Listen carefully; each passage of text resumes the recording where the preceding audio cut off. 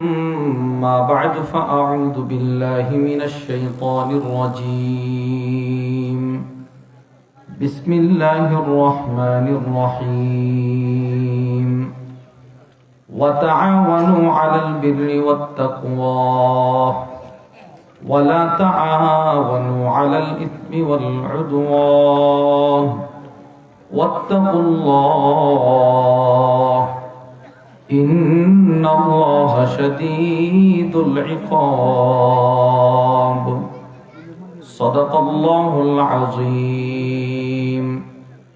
সবাই পড়েন اللهم صل على محمد وعلى آل محمد كما صليت على إبراهيم وعلى آل إبراهيم إنك حميد مجيد.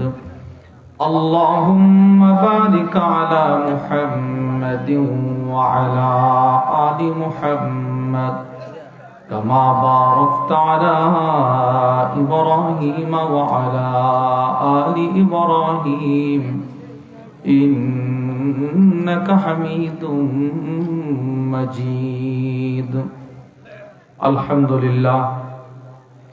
জামিয়া হাফিজিয়া দারুল হিকমা মাদ্রাসা কর্তৃক আয়োজিত আজকের বার্ষিক ওয়াজ ও দোয়ার মাহফিলের মুহতারাম সদর সভাপতি, উপস্থিত হযরত উলামায়ে কেরাম, দূর দূরান্ত থেকে আগত কালিমায়ে তয়্যিবার সোনালী সুতায় গ্রথিত ধর্মপ্রাণ মুসলমান ভাইয়েরা, ওই যে আপনি উপরে চলে আসেন, হুজুর উপরে চলে আসেন, পর্দার আড়ালের মা বোনেরা, আল্লাহ রব্বুল আলামিনের দরবারে অসংখ্য অগণিত শুকর যে আল্লাহ আমাদেরকে অত্যন্ত ভালোবেসে দিনের এই মজমায় এত রাত পর্যন্ত বসে থাকার তৌফিক দান করেছেন। এজন্য আমরা সকলেই দিন থেকে শুকরগুজার হয়ে পড়ি আলহামদুলিল্লাহ। আপনারা সেই মাগরিবের পর থেকে হযরত উলামা ইকরামের জবান থেকে গুরুত্বপূর্ণ নসিহত শ্রবণ করতেছিলেন।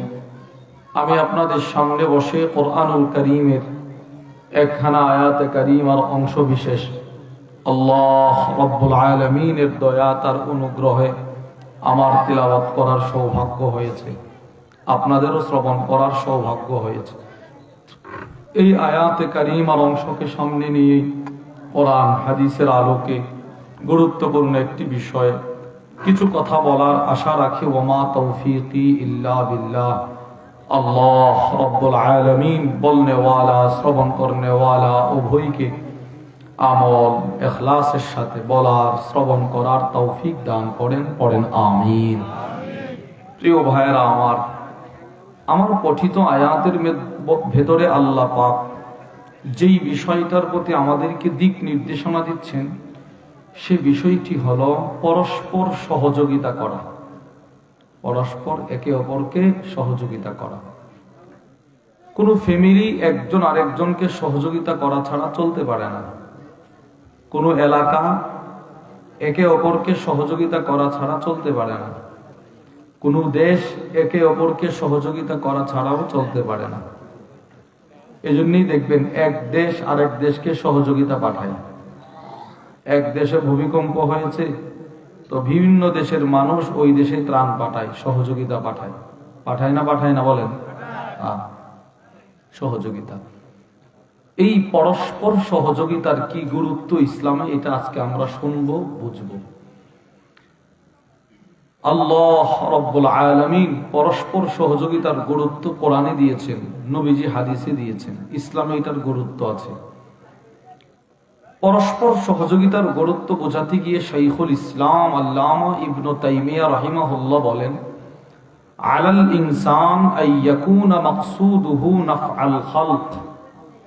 পৃথিবীর প্রত্যেকটা মানুষের উচিত সে অন্যকে সহযোগিতা করবে। সুবহানাল্লাহ বলেন। পৃথিবীর প্রত্যেকটা মানুষের উচিত সে অন্যকে সহযোগিতা করবে। আল্লামা শাইখুল ইসলাম ইবনে তাইমিয়ার ছাত্র ইমাম ইবনুল কাইয়িম রাহিমাহুল্লাহ বলেন, কেউ যদি অন্যকে সহযোগিতা করে তো তার লাভ কি জানো? যে অন্যকে যত বেশি সহযোগিতা করবে আল্লাহ তাকে তত বেশি সহযোগিতা করবে। কোরআনের গুরুত্ব আছে। আমরা কোরআন থেকে প্রথমে শুনি। 1 নাম্বার আল্লাহ বলে বিসমিল্লাহির রহমানির রহিম ওয়া আহসিনু ইন্নাল্লাহা ইউহিব্বুল মুহসিনিন। আল্লাহ রাব্বুল আলামিন বলেন, হে ঈমানদাররা, তোমরা অনুগ্রহ করো, দয়া করো। যারা পৃথিবীতে দয়া করে স্বয়ং আল্লাহ তাদেরকে ভালোবাসেন। সুবহানাল্লাহ। এই আয়াতের ব্যাখ্যায় আল্লামা আব্দুর রহমান ইবনে নাসির আস-সাদি তিনি বলেন, ওয়ায়াদখুলু ফি যালিকা কাদাউ হাওয়াইজিন নাস। এই আয়াতের ভিতরে মানুষকে সহযোগিতা করা এটাও অন্তর্ভুক্ত। একজন আরেকজনকে সহযোগিতা করবে। তাহলে কোরআনের একটা আয়াত থেকে আমরা বুঝতে পারলাম একজন আরেকজনকে সহযোগিতা করা এই নির্দেশটা কার? সবাই জোরে বলেন, কার? আরো জোরে বলেন, আরো জোরে। 2 আল্লাহ কোরআনে বলেন বিসমিল্লাহির রহমানির রহিম ওয়া তাআওয়ানু আলাল বিররি ওয়াত তাকওয়া।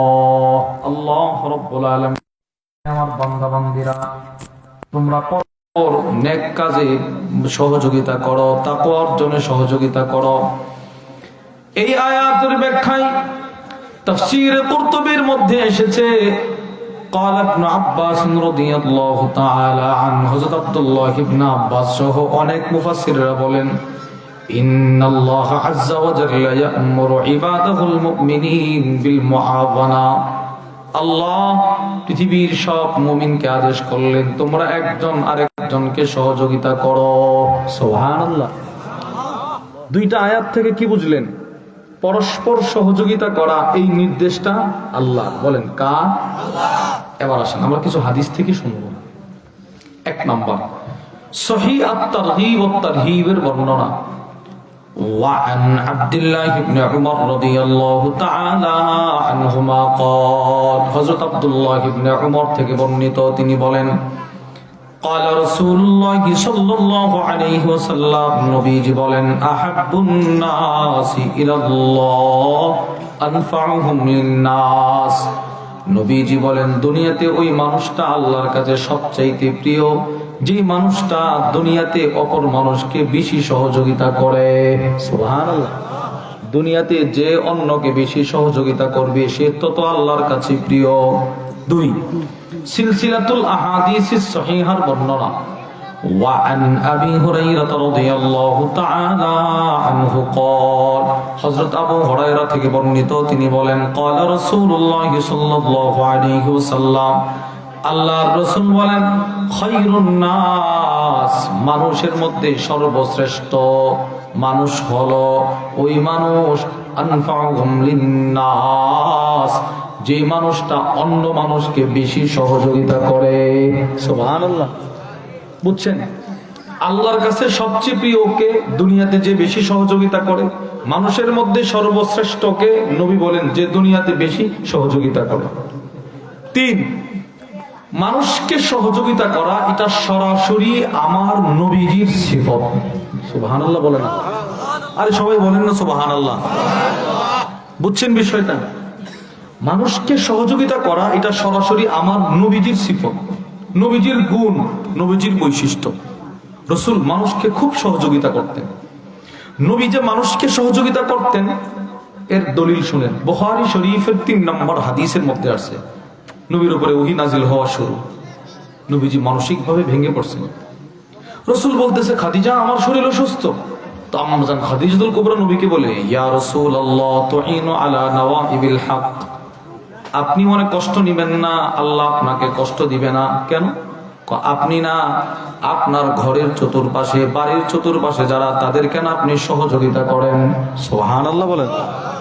তাহলে নবীজি মানুষকে সহযোগিতা করতেন না? করতেন না? সবাই বলে না। এবার নবীজি মানুষকে সহযোগিতা করতেন যে এর ধরনটা দেখেন। আল্লাহু আকবার। পৃথিবীর ইতিহাসে নবী একমাত্র মানুষ যিনি জিন্দেগিতে কাউকে কখনো বলে নাই, নাই আমার কাছে মাফ করো। সুবহানাল্লাহ বলে না?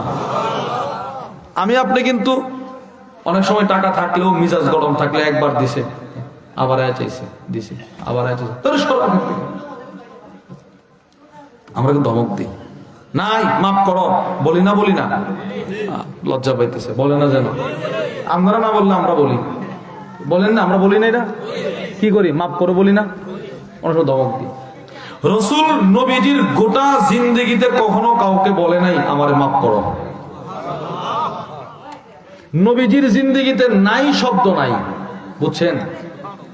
নবীজির গোটা জিন্দেগিতে নাই কেউরে বলছে আমার কাছে নাই সর, এই শব্দটা নবীজির জিন্দেগিতে নাই। জীবনে নবীজি কখনো বলে নাই নাই। এর দৃষ্টান্ত শুনেন, মুসলিম শরীফের বর্ণনা।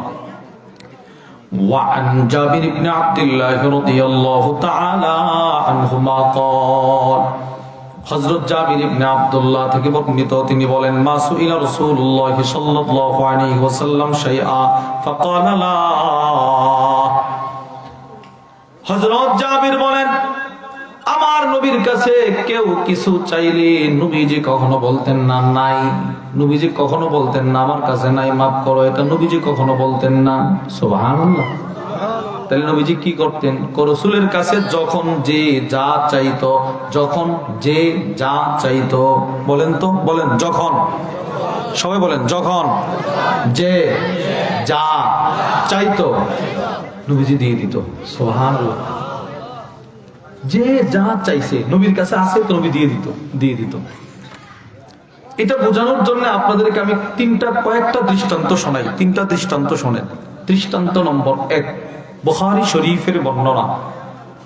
وعن أبي سعيد الخدري رضي الله تعالى عنه قال হযরত আবু সাঈদ আল খুদরি রাদিয়াল্লাহু তাআলা আনহু থেকে বর্ণিত, তিনি বলেন ইন্না নাসাম মিনাল আনসার সাআলু রাসূলুল্লাহ সাল্লাল্লাহু আলাইহি ওয়াসাল্লাম। আবু সাঈদ আল খুদরি বলেন আনসার সাহাবাদের এক গরীব জামাত, অসহায় জামাত, সাহাবাদের এক জামাত, কয়েকজন অসহায় নবীজির দরবারে আসছে। এসে বলতে লাগলো ইয়া রাসূলুল্লাহ, আমাদের খাবার দাবার কিছু নাই, কিছু দেন। তো ফাআতাহুম, এরা যা যা চাইছে নবীজি তা তা দান করে দিলেন। সুবহানাল্লাহ। একবার দিছে।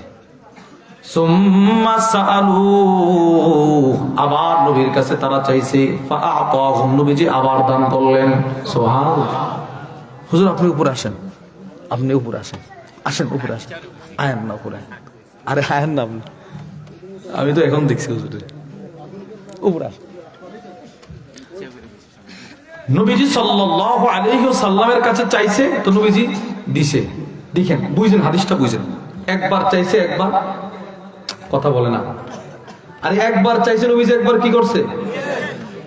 সুম্মা সাআলু, আবার চাইছে, ফাআতাহুম, নবীজি আবার দিলেন। সুবহানাল্লাহ বলে না। সুম্মা সাআলু, নবীজি তৃতীয়বার চাইলেন, নবী কি আবার দিলেন নবীজি। সুবহানাল্লাহ। তাহলে এরা মোট কয়বার চাইছে? নবীজি দিছে কবার? তো আমি যে কুরবানির গরুর গোশত জবাই করি, গরু জবাই করার পরে ফকির এসে দাঁড়ায় থাকে, একটা গোশত দেন, সর, আমাদের এখনো বানানো শেষ হয় নাই। কি বলে আপনাদের দিকে? কি বলে? মানে আমরা বলি যে এখনো গোশত বানানো শেষ হয় নাই, পরে এসো। তো আবার 11টার দিকে আসে, এখনো শেষ হয় নাই, সর। আবার 12টার দিকে আসে, এখনো বন্টন শুরু করি নাই, সর। এবার অসহায় লোকটা যখন 1টার দিকে আসে, বন্টন শেষ, সর। যদি একবার কোনো অসহায়কে একটা টুকরা দেয়, সে যদি আবার চাই তো ধমক মারি, তোমার একজনে কত দিন। কিন্তু নবীজি কেমন দানবীর দেখেন, আল্লাহ রাসূল কি পরিমাণ সহযোগিতা করতেন। হযরত আবু সাঈদ আল খুদরি বলেন এই অসহায় মানুষগুলো একবার চাইছে, নবীজি দিছে, আবার চাইছে দিছে, আবার চাইছে দিয়ে দিছে। সুবহানাল্লাহ। আবু সাঈদ আল খুদরি বলেন আমরা তাকায় দেখি, হাত্তা নাফিদা মা ইনদা, নবীর কাছে মালামাল যা ছিল রাসূল দান করতে করতে সব শেষ করে ফেলেছে। সুবহানাল্লাহ। আর নাই, দিয়ে দিছে সব। আমার রাসূল, আপনার রাসূল এত বড় দানবীর যে নবীজি নিজে বলেন উহুদ পাহাড়টা পুরাটা যদি স্বর্ণ বানায়া আল্লাহ পাক আমাকে মালিক বানায়া দিত, আমি পুরাটা উহুদ পাহাড়ের স্বর্ণ এইভাবে মুষ্টি ভরে ভরে, নবীজি বলেন এইভাবে মানুষকে দিয়ে শেষ করে দিতাম। সুবহানাল্লাহ। মুসলিম শরীফের বর্ণনা। وعن أبي ذر الغفاري رضي الله تعالى عنه قال হযরত আবু যর গিফারি থেকে বর্ণিত তিনি বলেন كنت مع النبي صلى الله عليه وسلم في حرة المدينة عشاء আবু যর গিফারি বলে আমি আল্লাহর নবীর সাথে একদিন মদিনার বালুময় পাথরি জমিন কঙ্করময় জমিন দিয়ে এশারের পূর্ব মুহূর্তে হাঁটতেছিলাম মাগরিবের পরে যে সন্ধ্যা নামে ওই সন্ধ্যাকে বলা হয় ঈশা নবীজির সাথে হাঁটতেছি হাঁটতে হাঁটতে ওয়া নাহনু নানজুরু ইলা উহুদ উহুদ পাহাড়ের সামনে চলে গেলাম নবীজি উহুদ পাহাড়ের সামনে গিয়ে আমারে ডাক দিল ইয়া আবা যর হে আবু যর আমারে ডাক দিয়েছে নবীজি আমি বললাম লাব্বাইকা ইয়া রাসূলুল্লাহ ওগো আল্লাহর রাসূল আমি উপস্থিত কিছু বলবেন নবীজি বলে আবু যর মা উহিব্বু আন্না উহুদান ইনদি দাবুন আমসা সালিসাতান ইনদি মিনহু দিনারুন ইল্লা দিনারুন উরসিদুহু লিদাইনিন আবু যর পুরাটা উহুদ পাহাড় যদি আল্লাহ এই মুহূর্তে আমার জন্য স্বর্ণ করে দিত তা আমি পুরাটা উহুদ পাহাড়ের সবগুলো স্বর্ণ মদিনার সমস্ত অসহায়দের মধ্যে এমন ভাবে বন্টন করে দিতাম সুবহানাল্লাহ বলে না এইভাবে আবু যর গিফারি বলে নবীজি জমিন থেকে হাসা বাইনা দেয় কিছু বালি এভাবে মুট করে ডান দিকে রাখে বাম দিকে রাখে সামনে রাখে নিজের সামনে রাখে এইভাবে রাখতেছেন নবীজি বলেন আবু যর এই বালুগুলো যেভাবে আমি চতুর্দিকে ছড়াইয়া দিছি এই স্বর্ণগুলো মানুষকে এইভাবে দিয়ে দিতাম সুবহানাল্লাহ নবীজি কেমন দানবীর ছিলেন এক নাম্বার দৃষ্টান্ত যখন যে যা চাইতো রাসূল দিতেই থাকতেন কেমন দিতেন সব শেষ করে ফেলতো সুবহানাল্লাহ দৃষ্টান্ত নম্বর 2 মুসলিম শরীফের বর্ণনা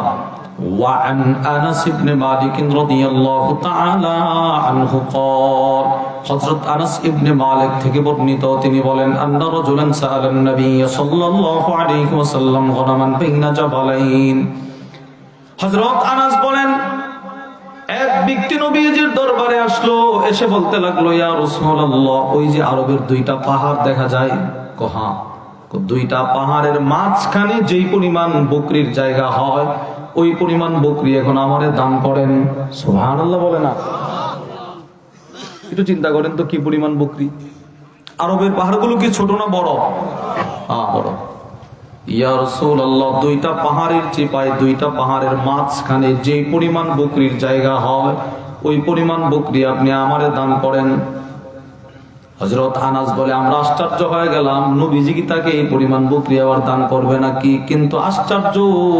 ফাআতাহু ইয়া নবী তারে ওই পরিমাণ বকরি দান করে দিলেন সুবহানাল্লাহ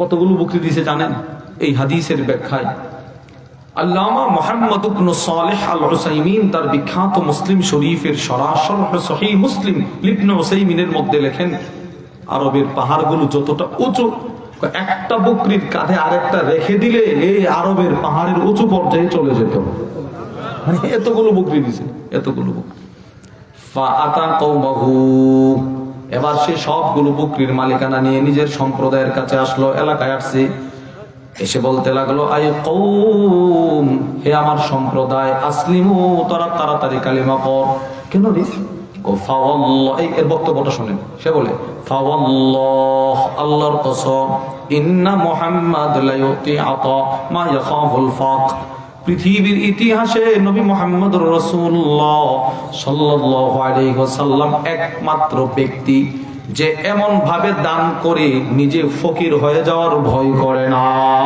সুবহানাল্লাহ নবীজি দান করতেই থাকতেন নিজের যে শেষ পেয়ে যাইতেছে নবীজি কখনো পিছনে ফিরে তাকাইতেন না এইভাবে দান করতেন দুইটা দৃষ্টান্ত থেকে কি বুঝলেন নবীজি মানুষকে সহযোগিতা করতেন না জোরে বলে না দৃষ্টান্ত নম্বর 3 বুখারীর বর্ণনা নবীজি প্রিয় বস্তু দিয়ে দিতেন প্রিয় বস্তু বুখারীর বর্ণনা ওয়ান সাহল ইবনে সাদ আস-সাঈদী রাদিয়াল্লাহু তাআলা আনহু قال হযরত সাহল ইবনে সাদ থেকে বর্ণিত তিনি বলেন জাআত ইমরাআতুন বিবুরদা ইলা রাসূলিল্লাহ সাল্লাল্লাহু আলাইহি ওয়াসাল্লাম মদিনার একজন মহিলা নিজের হাতে একটা চাদর দামি একটা চাদর বানাইছে চাদরটা প্রস্তুত করে নবীজির দরবারে আসলো, এসে বলতে লাগলো ফাকালাত ইয়া রাসূলুল্লাহ, হে আল্লাহর রাসূল, ইন্নী নাসাজতু হাদিহি বিয়াদি, এই চাদরটা আমি আমার নিজের হাতে বানাইছি, শুধু আপনার জন্য, আপনি একটু পরিধান করবেন। সুবহানাল্লাহ বলেন।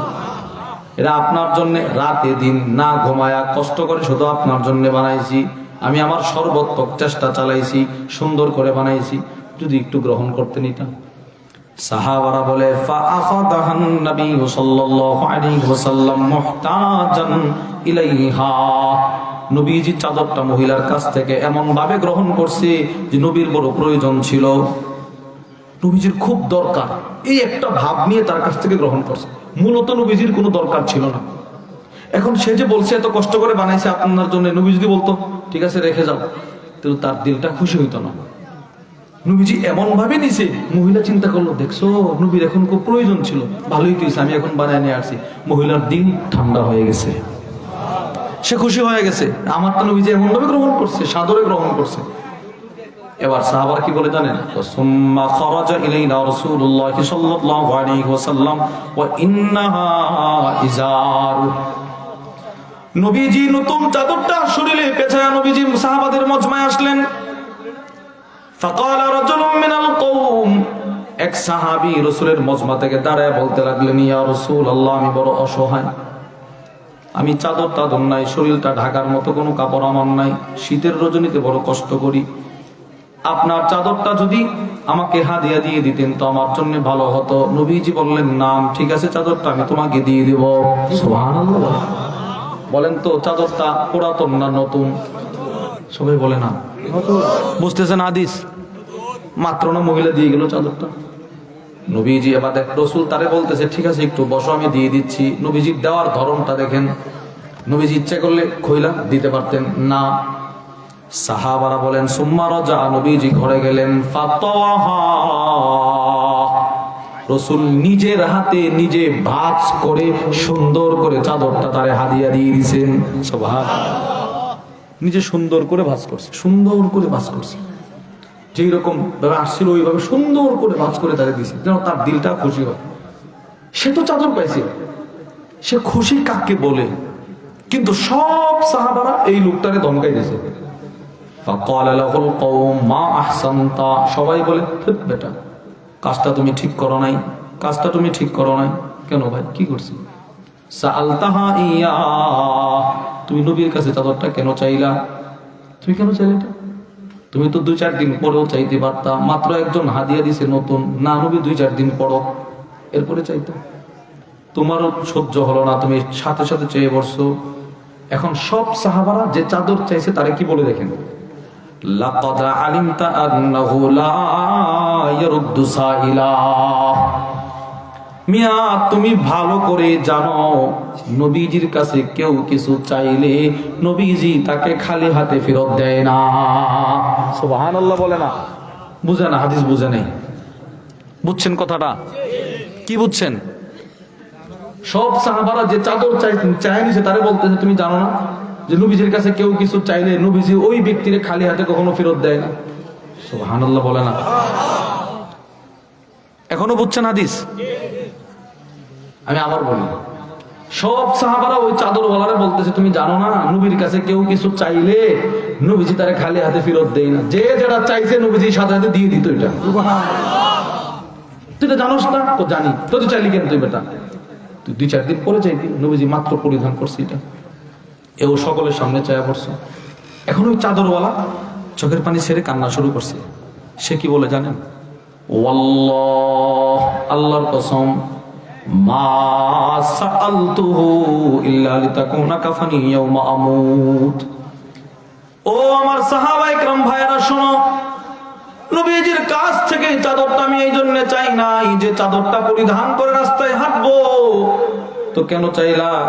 পৃথিবীর সব মানুষ মারা যাবে, তোমরাও মারা যাইবা, আমিও মারা যাব।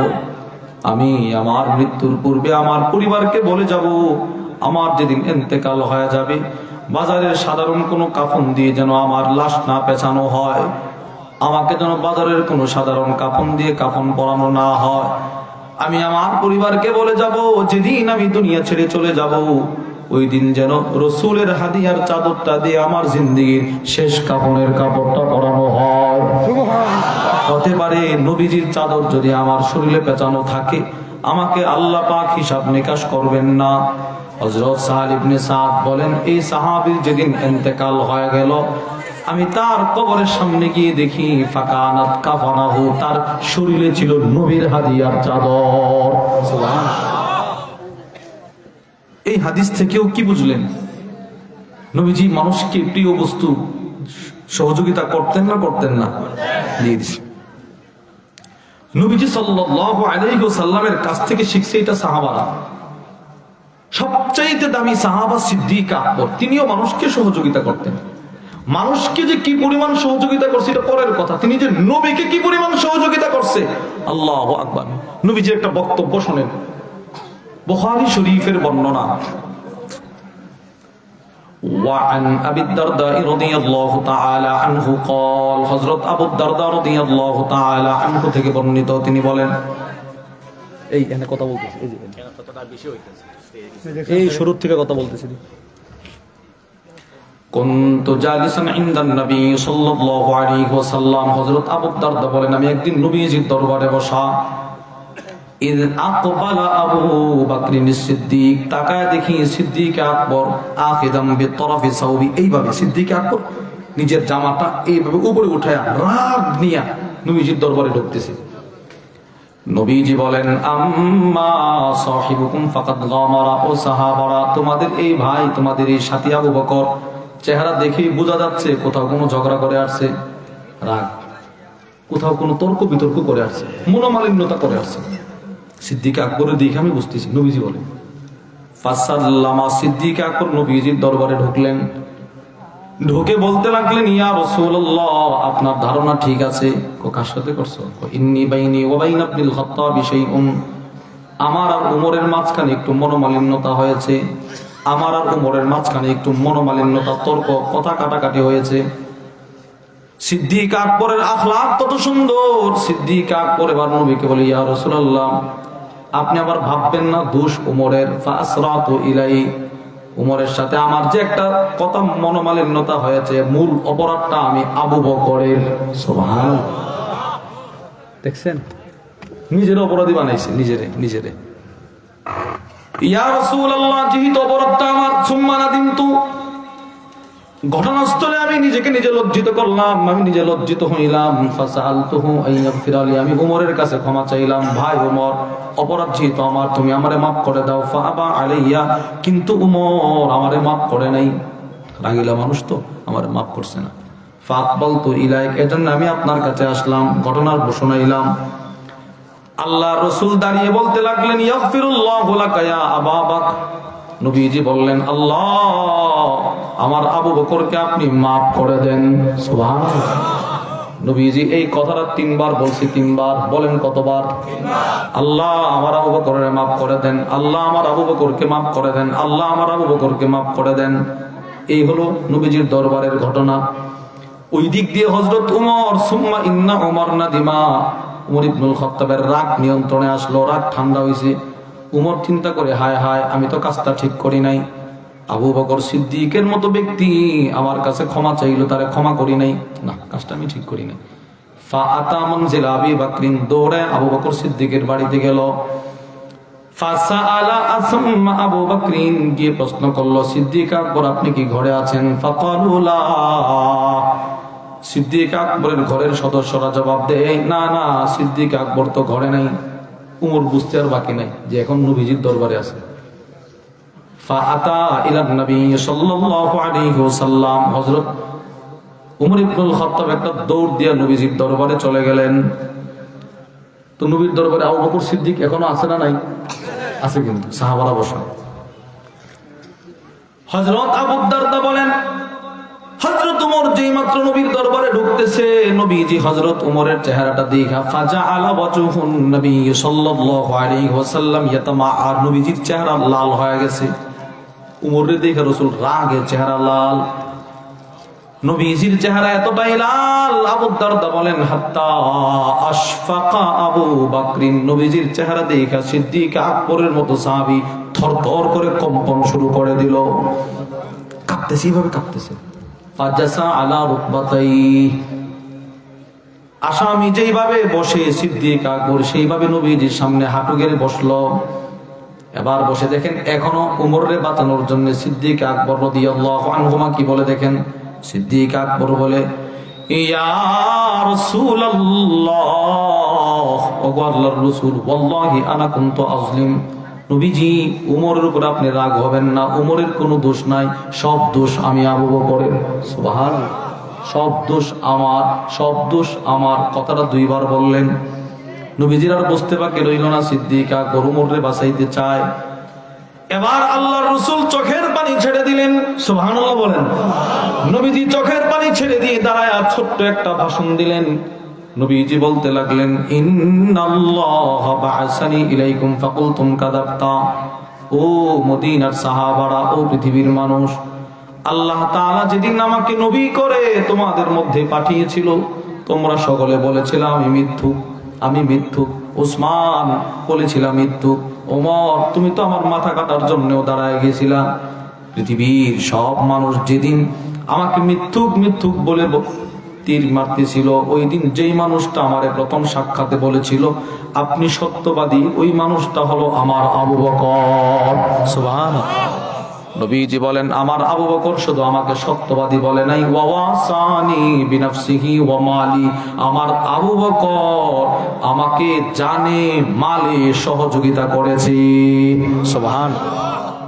আবু বকর মাল দিয়ে আমারে সহযোগিতা করছে। এবার আসেন কি পরিমাণ সহযোগিতা করছে দেখেন, তিরমিজি শরীফের বর্ণনা, ওয়ান আবি হুরায়রা রাদিয়াল্লাহু তাআলা আনহু قال, হযরত আবু হুরায়রা থেকে বর্ণিত, তিনি বলেন قال رسول الله صلى الله عليه وسلم, নবীজি বলেন মালি আহাদিন ইনদানা ইয়াদুন ইল্লা ওয়াকাদ কাফাইনা, নবীজি বলেন পৃথিবীতে যত মানুষ আমাকে সহযোগিতা করেছে প্রত্যেকের বদলা আমি দিতে পেরেছি।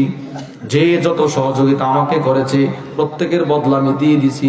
মা খালা আবা বকরিন, আবু বকরের বদলা আমি দিতে পারি নাই। এজন্য আমি যেহেতু আবু বকরের বদলা দিতে পারি নাই, হাসরের ময়দানে আল্লাহ পাক আমার পক্ষ থেকে আবু বকরের বদলা দিয়ে দিবেন। সুবহানাল্লাহ। কি বদলা দিবে জানেন? শুধু একটা বদলার কথা শুনেন, তিরমিজি শরীফের বর্ণনা। নবীজি সাল্লাল্লাহু আলাইহি ওয়াসাল্লাম একদিন সাহাবাদেরকে বলতে লাগলেন, শোনো, দুনিয়াতে যেই লোকটা নামাজ বেশি করছে, নামাজ তাকে হাসরের ময়দানে নামাজের দরজা দিয়ে ডাকা হবে। যে বেশি জিহাদ করছে জিহাদের দরজা দিয়ে ডাকা হবে। যে বেশি রোজা রাখছে রোজার দরজা দিয়ে তাকে জান্নাতে ডাকা হবে। এক একজন এক একটা দরজা দিয়ে ডাকা হবে। সিদ্দিক আকবর দাঁড়ায় বলে, ইয়া রাসূলুল্লাহ, এমন কেউ কে আছে যাকে জান্নাতের সবগুলো দরজা একসাথে ডাকবে? নবীজি বলে আছে। সিদ্দিক আকবর বলে সে কি? নবীজি বলে আপনি আবু বকর। সুবহানাল্লাহ। আপনাকে আটো জান্নাতের সবগুলো দরজা রাখবে, আটো জান্নাতের সবগুলো দরজা রাখবে। আপনি আমার দিকে আসেন, আপনি আমার দিকে আসেন, ওই আল্লাহ বদলা দিবে আল্লাহ। এবার সিদ্দিক আকবরকে জান্নাতের দরজাগুলো ডাকবে আর রব বলবে, আবু বকর তুমি যে দুনিয়াতে আমার দোস্তরের সহযোগিতা করছিলে কিছু বদলা, কিছু কিছু কিছু বদলা। এবার তিরমিজির বর্ণনায় আসছে সমস্ত নবীদের জান্নাতের পরে সবচাইতে দামি জান্নাত হবে সিদ্দিক আকবরের জান্নাত। সুবহানাল্লাহ। এটা নবীজি বলেন পৃথিবীর সব মানুষ যেদিন আমাকে মিথ্যুক মিথ্যুক বলেছিল কেউ আমারে সহযোগিতা করতো না, কিন্তু আমার দোস্ত আবু বকর তখন থেকে আমারে সহযোগিতা করত। সুবহানাল্লাহ। তাহলে সিদ্দিক আকবরও অন্যকে সহযোগিতা করতেন। 3, হযরত ওমর ইবনুল খাত্তাব। আল্লামা ইবনে রজব হাম্বলি তার বিখ্যাত কিতাব জামিউল উলুম ওয়াল হিকাম, ওই কিতাবের মধ্যে লিখছেন হযরত ওমর অসহায় মানুষের বাড়ির সামনে রাতের অন্ধকারে খাবার পানি সবকিছু নিয়ে রেখে আসতেন। সুবহানাল্লাহ। নিজে নিজে নিজে নিজে খলিফাতুল মুসলিমিন, কিন্তু সবগুলো নিজে করতেন। ওই কিতাবের মধ্যে আছে। 4, হযরত উসমান ইবনে আফফান। তিরমিজির বর্ণনা, উসমান ইবনে আফফান বলে আন্না রাসূলুল্লাহ সাল্লাল্লাহু আলাইহি ওয়াসাল্লাম কদিমাল মদিনা, নবীজি যেদিন মক্কা থেকে মদিনায় আসলেন, মদিনায় আসার পর সব পানি লবণাক্ত, মিষ্ট কোনো পানি নাই। লাইসা বিহা মাউন ইউস্তাদা, নবীজি পানি থেকে পান করবে, সাহাবারা থেকে পানি পান করবে, মিষ্ট পানি নেই। মিষ্ট পানি মানে আমাদের টিউবওয়েল থেকে যেই পানিটা আমরা উঠায় খাই, এটা হলো মিষ্ট পানি। আরবে এই পানি নেই, আরবের পানি খুব লবণাক্ত, আপনি মুখেই নিতে পারবেন না। এরা সমুদ্রের পানিকে রিফাইনিং করে অনেক টাকা খরচ করে এটাকে আমাদের মতো স্বাভাবিক পানি বানায়। আর আল্লাহ আপনাকে আমাদের একদম টিউবওয়েল থেকে এই দামি একটা পানি দিতেছে, বলেন আলহামদুলিল্লাহ। তো এই ধরনের পানি মদিনায় ছিল না, সব লবণাক্ত, উজুও করা যায় না, পানও করা যায় না। কি করবে রে? একটা কুয়া ছিল এক ইহুদি মহিলা, কুয়াটির নাম ছিল বিইর রুমা। ওই কুয়াটা কে কিনে দিতে পারবা? নবীজি বলে, কে আসো এটা কিনে দিতে পারবা? উসমান ইবনে আফফান দাঁড়ায় বলে, আমি আসি। উসমান ইবনে আফফান বলে আমি আসি। উসমান ইবনে আফফান রাদিয়াল্লাহু তাআলা আনহু নিজের টাকা দিয়ে এই কুয়াটা কিনে মুসলমানদেরকে হাদিয়া দিয়ে দিলেন। সুবহানাল্লাহ। তাহলে মানুষকে সহযোগিতা করা এটা নবীজির সিফত, এটা উমর ইবনুল খাত্তাবের সিফত, সিদ্দিক আকবরের সিফত, সব সাহাবাদের সিফত। বলেন করবো তো ইনশাআল্লাহ? বলেন ইনশাআল্লাহ। হাত উঠান, বলেন ইনশাআল্লাহ। জোরে বলেন ইনশাআল্লাহ। এবার আসেন, হুজুর আমি মানুষকে সহযোগিতা করলে আমার লাভটা কি? লাভ, আপনি যদি কোনো মানুষকে সহযোগিতা করেন, সরাসরি আল্লাহ আপনাকে সহযোগিতা করবে। একটা দৃষ্টান্ত দিই, একটা অনেক দূরের না, কাছের একটা দৃষ্টান্ত আপনাদেরকে শোনাই। আমি আজকে একটা কিতাব পড়ছি, এখানে বসে বসে মোতালা করছি। মান নাস একটা কিতাব আছে, আলী আত-তানতাবি, অনেক বড় বিখ্যাত লেখক, এটার বাংলাও বেরিয়েছে, জনতার মাঝে। ওই কিতাবের শুরুতে একটা ঘটনা, কয়েকটা ঘটনা তিনি নিয়ে আসছেন, একটা ঘটনা শুধু আপনাদেরকে শোনাই। হযরত আলী আত-তানতাবির বাবা, উনিও বড় বুজুর্গ আলেম। ওনার আব্বার উস্তাদের নাম ছিল সালিম মাসুতি। অনেক বড় বুজুর্গ ছিলেন। এই নবীজি যেরকম মানুষকে কখনো খালি হাতে ফেরত দিতেন না, তিনিও এরকম ছিল। সুবহানাল্লাহ বলেন। উনি নিজে ছিল গরিব, অসহায়, উনি জীবনে কাউকে কখনো খালি হাতে ফেরত দিছে না। কেউ কিছু চাইলে ওই ওনার আব্বার উস্তাদ সব দিয়ে দিতেন। সুবহানাল্লাহ বলবেন না? এমন কি আছে, কখনো কখনো তিনি নতুন একটা জুব্বা পরতেন, শীতের দিন, মোটা কাপড়। কোন শীতার্থ মানুষ, কাঁপতেছে এরকম মানুষ, বস্ত্রহীন মানুষ যদি রাস্তায় দেখছে শীতে কাঁপে, তো নিজের জুব্বাটা খুলে তারে হাদিয়া দিয়ে দিত। শুধু লুঙ্গিটা পরে খালি গায়ে বাড়িতে যাইতো। সুবহানাল্লাহ বলেন। নিজে অসহায়, কিন্তু কোন অসহায়কে খালি হাতে ফেরত দিতেন না, সব দিয়ে দিত। একদিনের একটা ঘটনা শোনেন, এই কিতাবের মধ্যে আছে। একদিন রমাদানুল মুবারকে ইফতারের সময় তিনি তার পরিবার নিয়ে ইফতার সামনে নিয়ে বসা, মিদফা কামান আওয়াজ অপেক্ষা করতেছে, মানে ইফতারের সময়টা হবে একটা আওয়াজ, এই আওয়াজের অপেক্ষা করতেছে।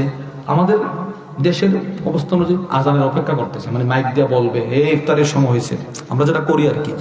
উচিত তো হলো টাইম হলে সাথে সাথে ইফতার শুরু করে দেওয়া। এরপর আমরা কি করি? অপেক্ষা করি না আমরা? সকলে মিলে বসে থাকে না, মাইক থেকে আজানটা দিলে পরে কি খাওয়া শুরু করে। তো উনি ওনার ফ্যামিলি সহ ইফতার সামনে নিয়ে, দস্তরখান সামনে নিয়ে বসে রয়েছে। ইফতারের পূর্ব মুহূর্তে ওনার ঘরের দরজায় এসা এরকম একজন আওয়াজ করতেছে, আওয়াজ একদম ইফতারের পূর্ব মুহূর্তে। এবার তিনি বললেন, মান কে রে তুমি? আমি একজন সাইল, অসহায় মানুষ। ঘরের দরজা খুলছে, খোলা বলতে লাগলো, কেন আসছো? কসিম আল্লাহর কসম, আন্নাহু ওয়া ইয়ালুহু বিলা তাআম, আমি আমার পরিবার গত রাতে সাহারি না খায় রোজা রাখছি। এখন যে ইফতার করবো, ইফতার করার মতো কিছু নাই, একটা খেজুর পরিমাণ খাবারও নাই। পৃথিবীর সব মানুষ তাড়াইয়া দিতে পারে, কিন্তু আমরা জানি আপনার কাছে আসলে আপনি তাড়াইয়া দিবেন না। ও সালিম মাসুদি, যদি আপনার কাছে কোনো ইফতার পরিমাণ খাদ্য সামগ্রী থাকে, ওই সামগ্রীটা দিয়ে আমাদেরকে একটু সহযোগিতা করেন, আমার বাচ্চাগুলো কাঁদতেছে। বাড়িতে গেলে পায়ে ধরে ধরে কাঁদা, আব্বা কোনো খাবারের ব্যবস্থা কি হয়েছে? আপনার কাছে আসছি, একটু খাবার দেন। হযরত সালিম মাসউদি বলেন, আমি আমার বিবির দিকে তাকাইলাম, আমার বিবি আবার এগুলো পছন্দ করতেন না, এত দান দক্ষিণা, এত দান করা আমার বিবি পছন্দ করতেন না। হঠাৎ করে আমি যখন তাকায় দেখলাম আমার বিবি এই রুম থেকে একটু উঠে অন্য রুমে গেছে। ইফতারের পূর্ব মুহূর্তে সে একটু অসতর্ক, একটু অন্য জায়গায় গেছে, অন্য রুমে গেছে। আমি আমার সবগুলো ইফতার দস্তরখান সহ ওই লোকটাকে হাদিয়া দিয়ে দিলাম। আমি আবার ঘরের দরজা বন্ধ করে দিলাম। এবার আমার বিবি আয়েশা থেকে ইফতার নাই। মহিলাটা আমার বিবি হাউমাউ করে কান্না শুরু করে দিল। আল্লামা আলী তানতাবী বলেন, আমার আব্বার উস্তাদ বলে, আমার বিবি কান্না শুরু করে দিল। কাসামা আকসামাত, আমার বিবি এই মর্মে কসম খাইল, আন্নাহা লা তাকুদ ইনদাহু, বিবি স্বামীরে বলে যাও, তোমার মতো পাগলের ঘর আমি আর করব না। এত কষ্ট করে ইফতার বানাইলাম, তোমার ঘরেও খাবার নাই, তুমি আরেকজনকে দিয়ে দিলা কেন? এই বিবি অনেক কথা বলতেছেন, কিতাবের মধ্যে আসছে বহুয়া সাকিত, ওই বুজুর্গ চুপ মুখ বন্ধ করে বসে আছেন। বিবি বলতেছেন পেটের খিদায়, বিবি কত কথাই বলবে, তিনি মুখ বন্ধ করে বসা। আল্লাহু আকবার। কিতাবের মধ্যে আসছে ফালাম তামুররু নিসফা সাআ হাত্তা কুরিআল বাব, আধা ঘন্টা সময় অতিবাহিত হয় নাই, কে যেন আয়েশা আবার ওনার ঘরের দরজায় আওয়াজ করে। সুবহানাল্লাহ বলে না। আধা ঘন্টা সময় অতিবাহিত হয় নাই, 30টা মিনিট অতিক্রম করতে না করতে আবার তার ঘরে আওয়াজ করে, আওয়াজ আওয়াজ আওয়াজ আওয়াজ আওয়াজ। তিনি আবার ভয় পেয়ে গেলেন, এরা আবার কেউ নিয়ে আসলো, এখন তো কিছু নাই। এবার তিনি ঘরের দরজা খুললেন। আল্লামা আলী তানতাবী বলেন, ঘরের দরজা খুলে দেখি 4-5 জন মানুষ রাজপ্রাসাদের লম্বা লম্বা দামি দামি প্লেটে বাহারি রঙের খাবার নিয়ে তার ঘরের দরজায় দাঁড়ানো। কিরে ভাই, তোমরা কোত্থেকে আসলা? মাল খাবার কি অবস্থা, কি খবর, এগুলো কোত্থেকে আসলো, কেমনে কি? ওই 4-5 জন মানুষ বলতে লাগলো, শোনেন, আন্না সাঈদ বাদশা, মিশরের ওই সময়ের গভর্নর সাঈদ বাদশা, সে মিশরের বড় বড় নেতাদেরকে আজকে ইফতারের দাওয়াত করেছিল, অনেকে আসতে পারে নাই, এজন্য সাঈদ বাদশা কসম করলো কেউ যেহেতু আসতে পারে নাই, যাও আমিও খাবো না, এই খাবার সবগুলো প্যাকেট করে আমাদের এলাকার বিখ্যাত বুজুর্গ সালিম মাসুদের বাড়িতে হাদিয়া পাঠায়া দাও। এজন্য বলছি, কেউ যদি কাউকে সহযোগিতা করে, আল্লাহ সরাসরি তাকে সহযোগিতা করবেন। এটা আপনাদের বিশ্বাস আছে? এবার আছেন, হুজুর সবচেয়ে বড় সহযোগিতা কোনটা? আল্লামা আব্দুর রহমান ইবনে নাসির আস-সাদি রাহিমাহুল্লাহ তিনি বলেন, সবচেয়ে বড় সহযোগিতা হলো ইলমের সহযোগিতা। বলেন, ইলমের সহযোগিতা। কিসের সহযোগিতা? মাদ্রাসায় এই যে 1000 টাকা দিলেন, এটা সবচেয়ে বড় সহযোগিতা। এই যে 1 মণ ধান, আধা মণ ধান দেখাইলেন, সবচেয়ে বড় সহযোগিতা। এই যে 5000 টাকা দিলেন, এটা সবচেয়ে বড় সহযোগিতা। এই আপনি দুনিয়াতে করলেন 5000 টাকা দিয়ে সহযোগিতা, রব আপনাকে ফুলসেরাত বিদ্যুতের গতিতে পার করে আর সহযোগিতা করবেন। সুবহানাল্লাহ। আপনি দুনিয়াতে 2000 টাকা দিলেন, আল্লাহ পাক আপনার মিজানের পাল্লা ভারী করে আপনাকে সহযোগিতা করবেন। কারণ এই ঘর নবীজির ঘর। বলেন, কার ঘর? তাহলে এই ঘরে সহযোগিতা করার দরকার আছে না নাই? সবাই এখন বলে না, বলেন না। দুনিয়াতে যদি এক লোক শুধু ইফতারটা দিয়েই রাজপ্রাসাদের খাবার আল্লাহ তাআলা মিলাইতে পারে, তো আপনি যদি দুনিয়াতে শুধু নবীর ঘরের একটু কাজের জন্য 10টা-20টা হাজার টাকা দেন, তো রব আপনার দুনিয়া আখিরাতে কি পরিমাণ সহযোগিতা করবে বলেন? কবর থেকে আমাদের এক একজনের কি পরিমাণ সহযোগিতা দরকার বলেন না? আরে দরকার আছে না নাই? আপনারা অনেকেই দিচ্ছেন। আমার একটা আবদার, আমি 1 মিনিট, আমার সময় নাই, 1 মিনিট, এই 2টা মিনিট। আর কোনো ভাই আছেন যে হুজুর যান, আমিও আল্লাহর রাসূলের ঘরে 10,000 টাকা দিয়ে সহযোগিতা করলাম, এই আশায় রব যেন আমাদের কবরে সহযোগিতা করে? আছেন কোনো ভাই? আছেন? 10,000 টাকা দিবেন। একজন দাঁড়ান যে হুজুর আমি মাদ্রাসায় 10,000 টাকা দেব। আচ্ছা আপনারা দেন না দেন, আমি বলে দিই, আমি ইনশাল্লাহ 10,000 টাকা দেব।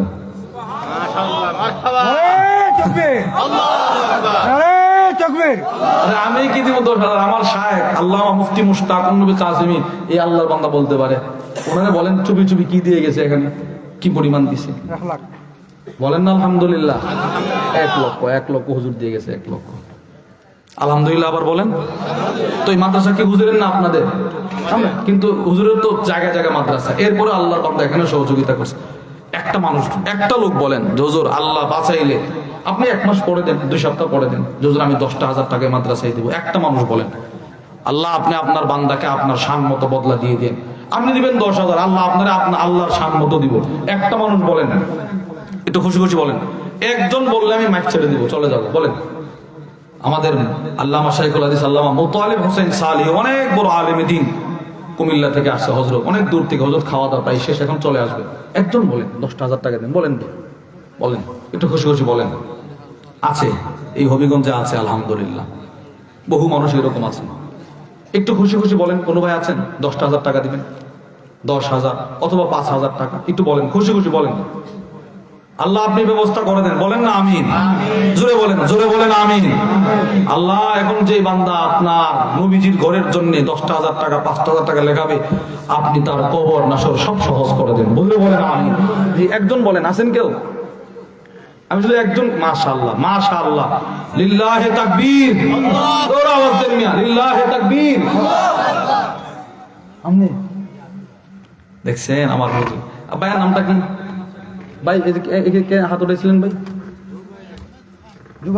আমাদের জুবাইর ভাই 5,000 টাকা, আল্লাহ তাআলা মাওলানা জুবাইর আহমদ কা 5,000 টাকা, আল্লাহ তার দানকে কবুল করেন, জোরে বলেন আমিন। শেরপুর থেকে জমশেদ ভাই, হ্যাঁ 5,000 টাকা, উনিও 5,000 টাকা, আল্লাহ তার দানকে কে উনি জমশেদ মেদারও ভাই কোথায়? এই দেখেন শেরপুর থেকে আসছে, 5,000 টাকা, আল্লাহ তার দানকে কবুল করেন, জোরে বলেন আমিন। আমার হুজুর এই যে আপনাদের হযরত মাওলানা মুফতি আনিসুর রহমান আশরাফি সাহেবের খুব পছন্দের মানুষ, আগেও দিছে 1,000 না 500, এখন আবার দিছে 5,000। আলহামদুলিল্লাহ বলে না? হুজুর নবীগঞ্জের সমস্ত মানে হুজুরের যে এলাকা, সকলে হুজুরের ভক্ত, খুব মহব্বত করে। ওই যে দেখেন ওনার সাথে আসছে, এই আমার দুই ভাই হুজুর, এই যে আজকে নেত্রকোনা থেকে আসছে। শুনেন, আমার জোহরের সময় হুজুর এই দিছে, আমি তো ওই যে মাদ্রাসায় মিটিং ছিল, পরে দেখি হুজুর নেত্রকোনা থেকে আজকে আসছে সিলেট, আয়সা দেরি করে নাই, আবার আপনাদের এখানে আসছে। আবার আয়সা দেখেন একজন আলেম মানুষ, একটা ইমামতি চাকরি করতেছে মসজিদ নিয়ে, মহল্লায় খুব খেদমত করতেছে, মহল্লার সবগুলো মানুষ, নারী পুরুষ বৃদ্ধ জওয়ান সকলে ওনাকে খুব মানে শ্রদ্ধা করে। এই আল্লাহর বান্দা আরো 5,000 টাকা দিছে, বলেন না আলহামদুলিল্লাহ। আল্লাহ পাক হুজুরের হায়াতে বরকত দান করেন, আল্লাহ হুজুরকে উত্তম বদলা দান করেন, জোরে বলেন আমিন।